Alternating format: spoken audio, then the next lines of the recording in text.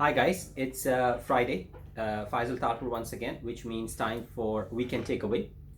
One of the things which I have been preaching, teaching, and also getting people to implement is the work culture, right?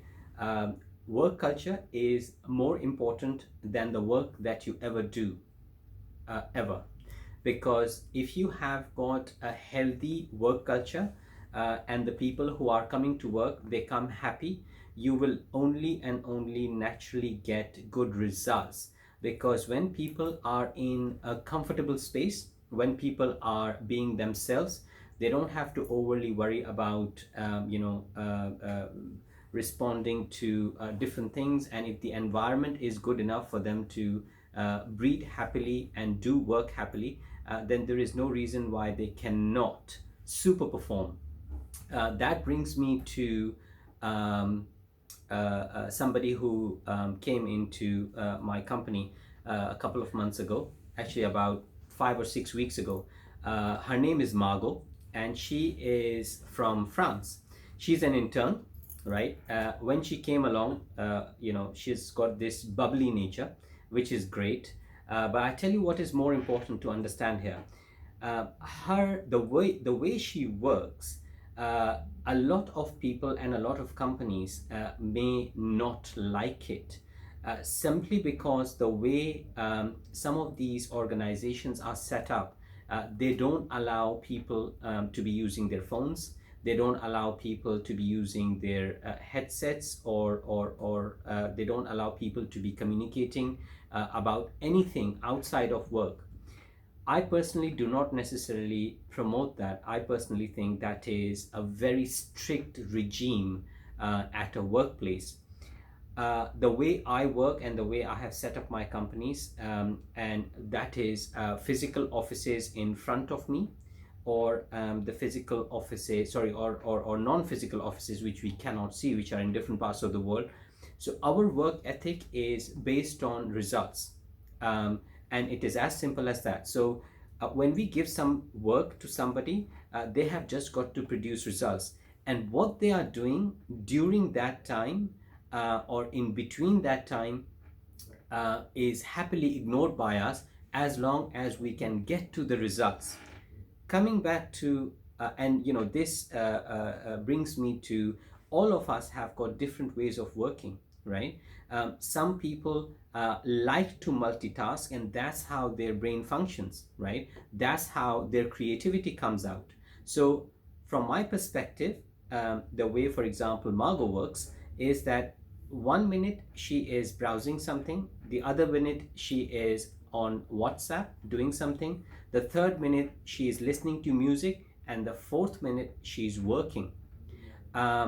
She's been with us for just under 2 months, and we still have not got a single complaint in terms of how she has been producing results. In fact, she is absolutely brilliant. She is impeccable. And my understanding is that if we were to stop her from using all of these additional things, we would be killing her creativity, because that's the way her brain functions.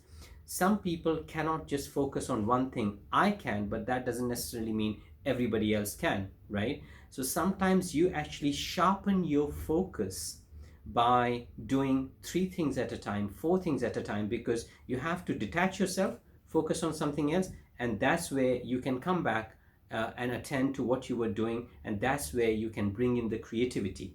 So that is exactly how Margot functions, and this is exactly how she has been producing good results for the company. She's been making fantastic videos, and she's been doing design work, which has been absolutely fab.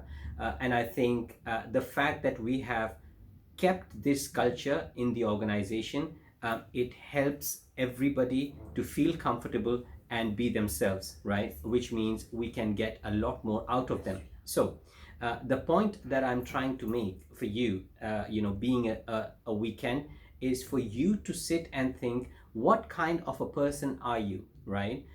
Whether you like to multitask, and if that's what brings your creativity out, if that's what brings the best out of you, right? Or you're somebody who just wants to focus on one thing and one thing alone, right?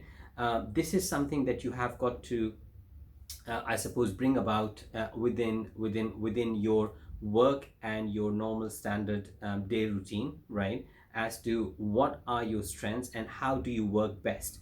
If you are listening to this video, and if you're a CEO of a company, or if you're at the management level, if you have got people working under you, I would highly recommend try it, right? You don't have to go about changing your entire organization. Try it with a small department, try it with a different a team. So this weekend, give yourself the power of that thought, that if you are a manager, and if you have got a few people under you, if you were to liberate, and if you were to give them the power as to whatever they want to do, literally just pinning them down on one thing and one thing alone, which is results.